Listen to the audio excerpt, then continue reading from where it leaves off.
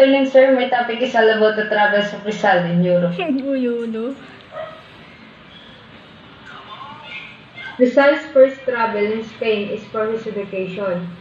On November 3, 1882, he enrolled in Universidad Central de Madrid, taking up 2 courses, philosophy and letter and medicines. On June 21, 1884, he conferred the degree of licentiate in medicine. And June 19, 1885, he was awarded the degree of licentiate in philosophy and letters with rating of excellence.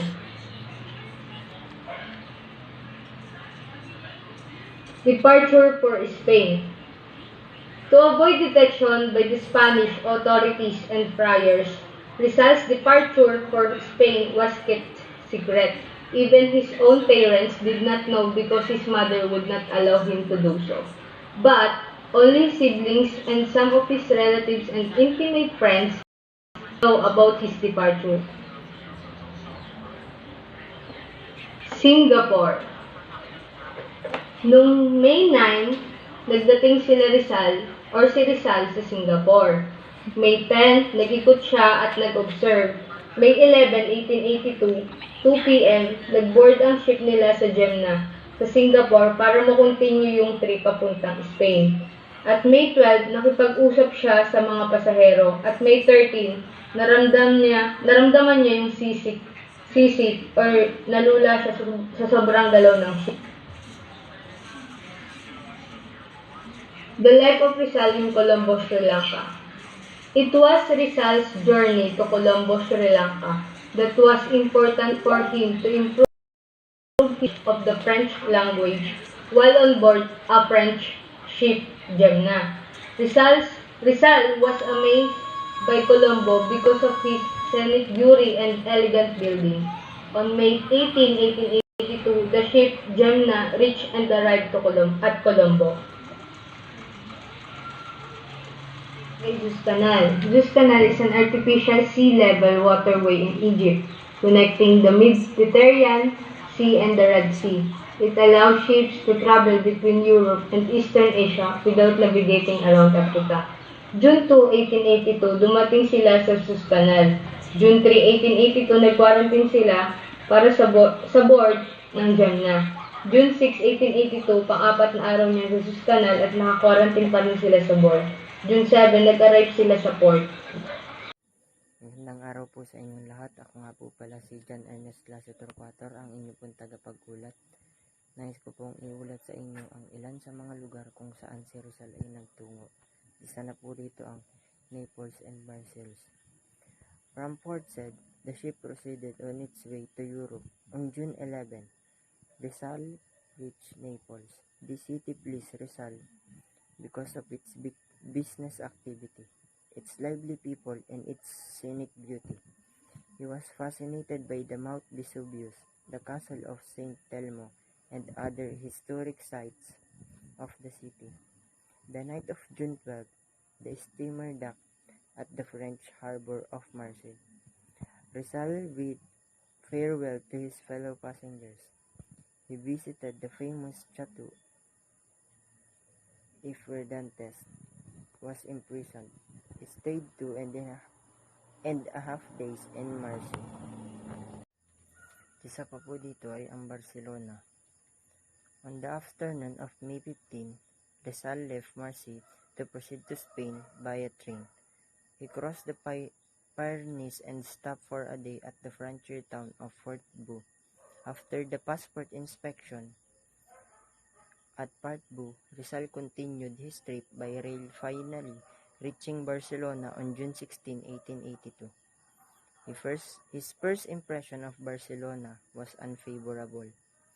He thought of it as an ugly, dirty, and its residents are inhospitable. Later, he changed his impression and liked the city. He found it as a great city with an atmosphere of freedom and liberalism. He also found its people were open-hearted, hospitable, and courageous. He enjoyed promenading along Las Ramblas, which was the famous street in Barcelona. Filipinos in Barcelona, where some of his classmates in Ateneo welcomed him. They gave him a party at Cafe Plaza de Catalunya. After toast, Rizal in turn gave them the latest news and gossips in the Philippines. In Barcelona, Rizal wrote a nationalistic essay entitled Amor Patrio, which was his first written article on Spain's soil. He then sent his article to Basilio Teodoro Moran, publisher of the Diaryong Tagalog. At isa pa po ay ang Madrid. On November 3, 1882, Rizal enrolled in the Universidad Central de Madrid. He took up 2 courses, medicine and philosophy and letters. Aside from the 2 major courses, he also studied painting and sculpture in the Academy of Fine Arts of San Fernando. He took lessons in French, German and English under private instructors and assiduously practiced fencing and shooting in the Hall of Arms of San Suay Carbonell. Rizal lived a simple life in Madrid and knew that he came to Spain to study and prepare himself for the service of his fatherland.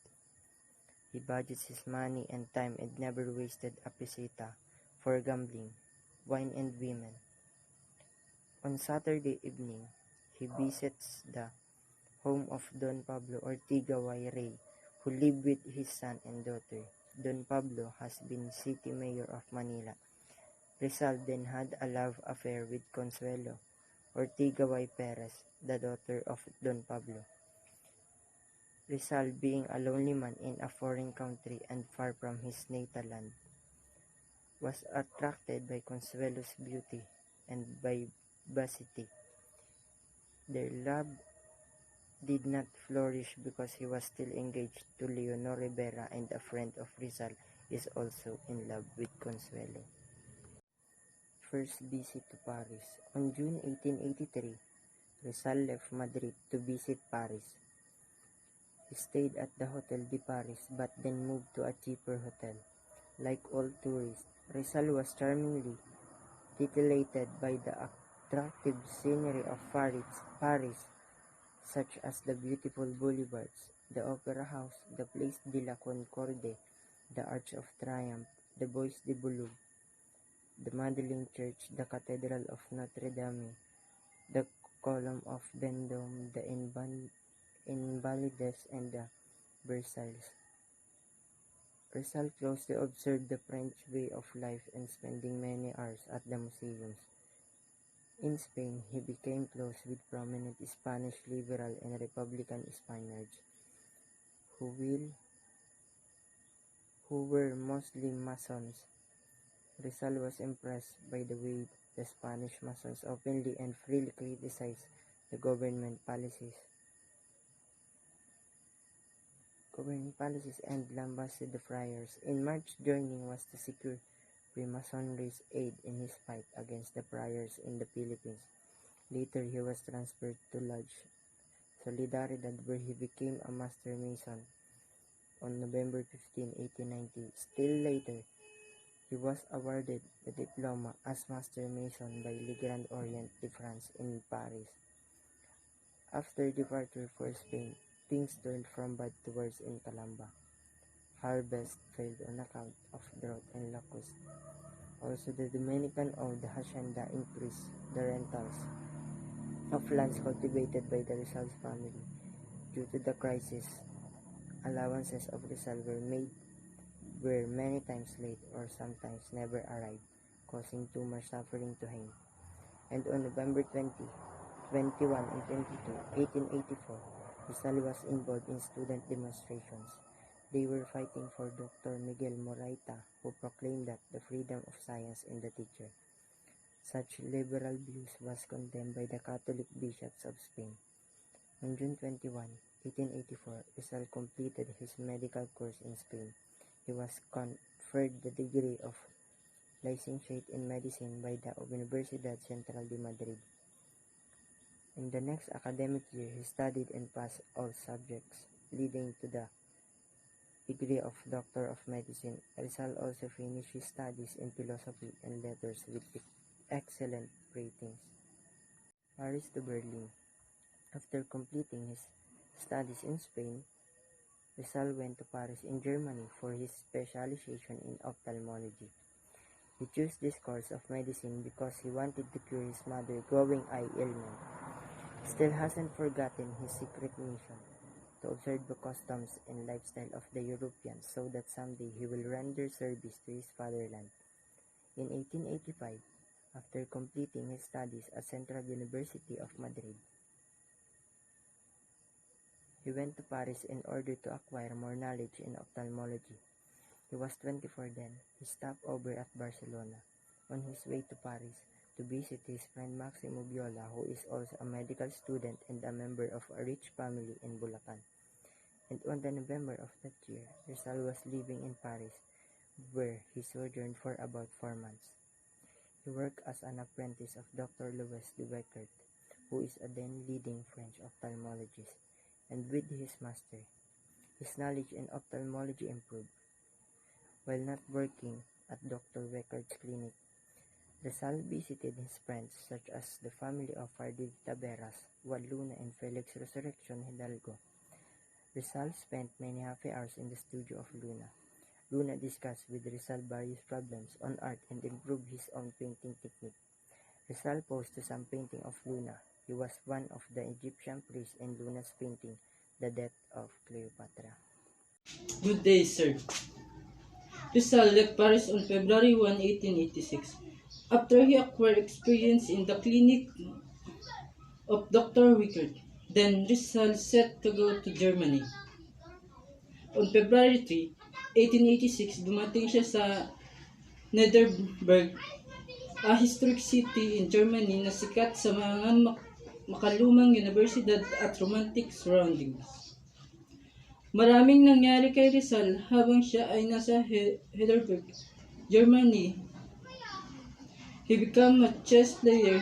He transferred to a boarding house near University of Heidelberg. He worked at University Eye Hospital under Dr. Becker. Rizal also visited the science spot like Castle Romantic, Neckarbara, the theater, at marami pang iba. On April 22, 1886, sumulat siya ng tula tungkol sa blooming flowers at the Neckar River. At isa sa kanyang paborito ay ang The Forget-Me-Not.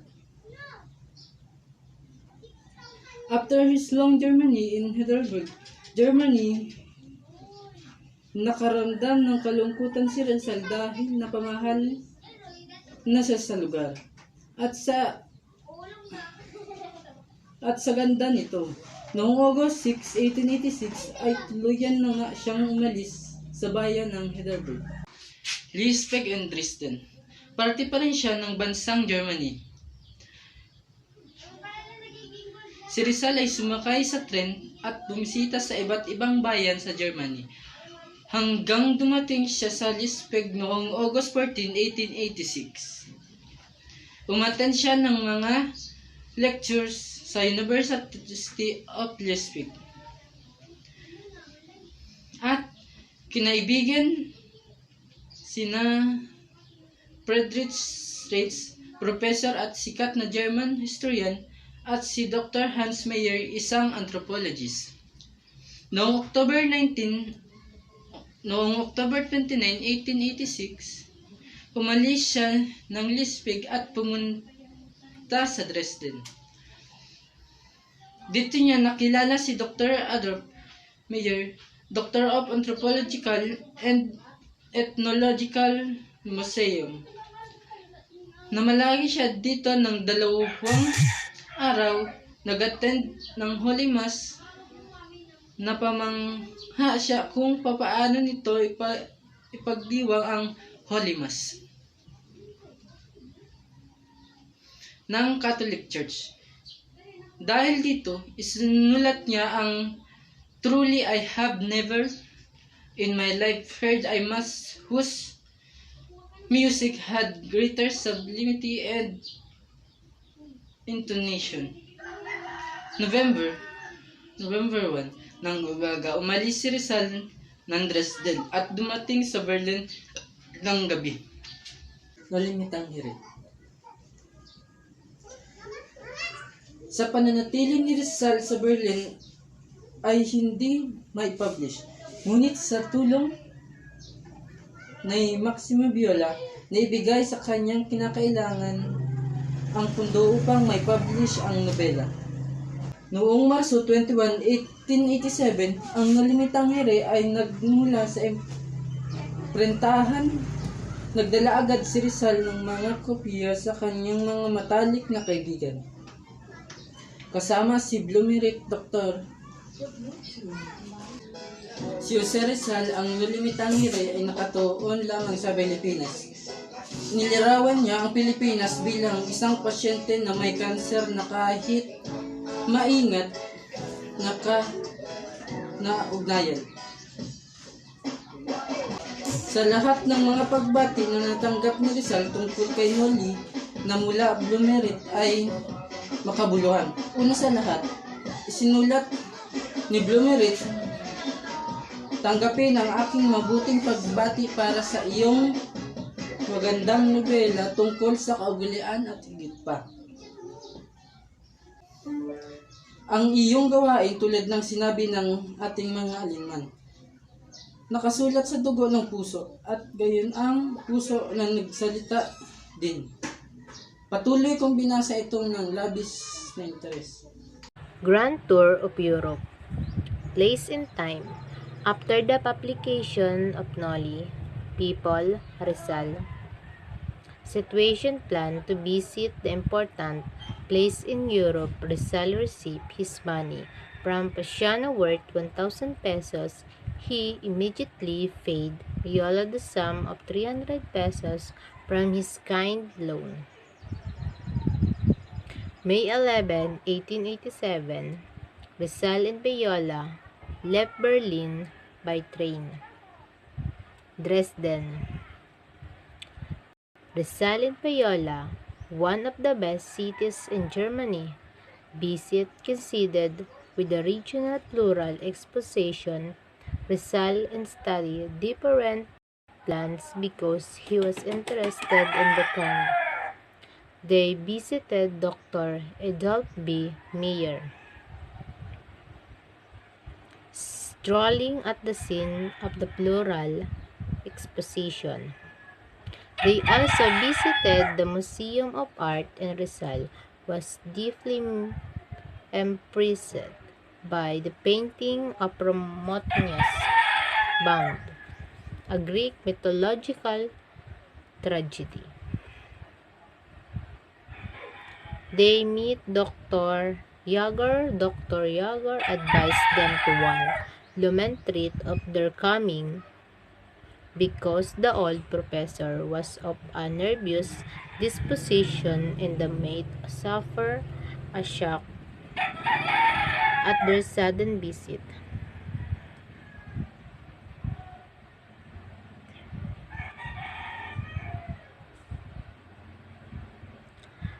Blumentritt and Letmeritz, Rizal and Viola. Suggested Rizal and Viola send a wire to Blumentritt. On board arrived at the railroad station of Letmeritz, Bohemia. At 1:30 p.m. on May 13, 1887, Professor Blumentritt waited for them in the station after he received the wire. He was carrying a pencil sketch of Rizal which the letter had previously sent him so that he could identify his Filipino friend. He warmly welcomed Rizal and Viola. Rosa, Dolores, Conrad, and Fritz, wife of Professor Blumentritt. Beer Garden, Vesper of Bohemia. Blumentritt's children. They meet the burgomaster or the town mayor.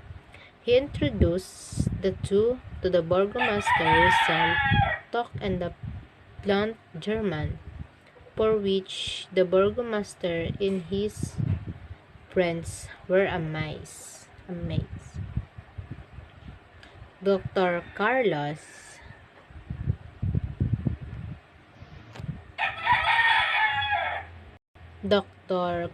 Schipelek introduced Rizal to Professor Robert Klotschok, an eminent naturalist. Rizal in Bayala.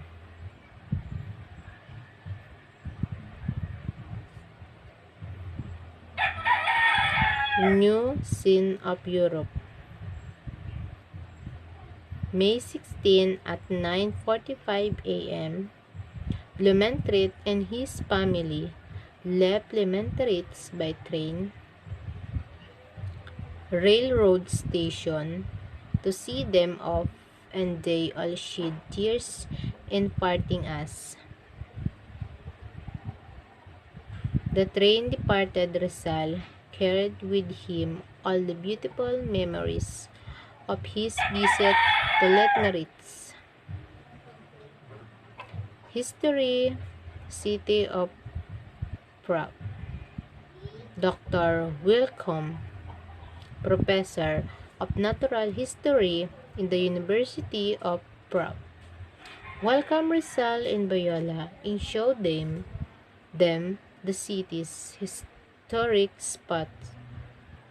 Rizal and Bayala visited the tomb of Copernicus, the Museum of Natural History, the bacteriological laboratories, the famous cave where San Juan Nepomuceno was imprisoned, and the bridge from which the saint was hurled into the river. Left Prague and went the Bron. Queen of the Danube. May 20. Rizal and Bayala arrived in the beautiful Vienna, famous in song and history. This city very much fascinated Rizal because of its beautiful buildings, religious image, and charm. Presented a letter of recommendation from Blumentritt to Norfenals, one of the greatest novelists in Europe during the time. The great novelist was impressed by Rizal's genius. Later he spoke highly of Rizal.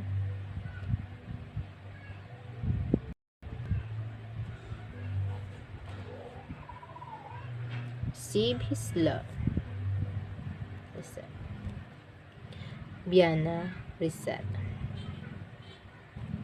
Receive his lost diamond stick fin. It was found by a man in Hotel Curbs and was given to Blumentritt, who in turn forwarded it to Rizal. The two stayed at Hotel Metropole. They visited the city's